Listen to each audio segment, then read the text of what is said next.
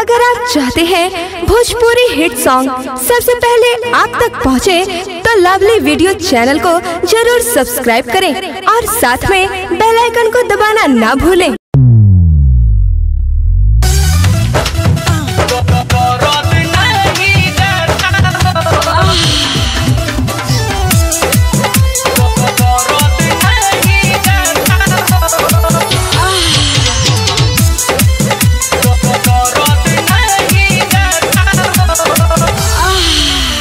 रहुए सुहाग रात पहिला मिलन खोल देल पियबा खाता हो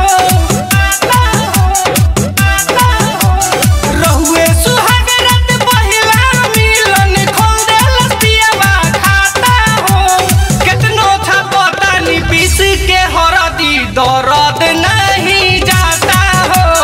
कितनो था पता नी पीस के हरदी दर्द नहीं जाता हो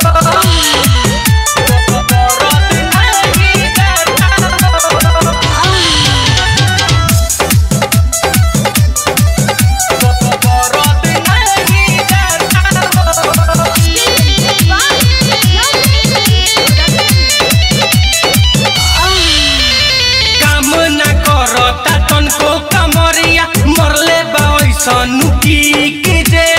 चलता नी तो गोड़ला पटाता खड़ा न भइल जाता ठीक से खड़ा न भइल जाता ठीक से काम न करता तनको कमरिया मरले बा सनुकी जे चलता नी तो गोड़ला पटाता खड़ा न भइल जाता ठीक से ऐसा ने हाल कर दी मोर पियवा रोए ना कितनो छापता नी पीस के हरदी दर्द नहीं जाता हो कितनो छापता नी पीस के हरदी दर्द नहीं जाता हो दर्द नहीं जाता हो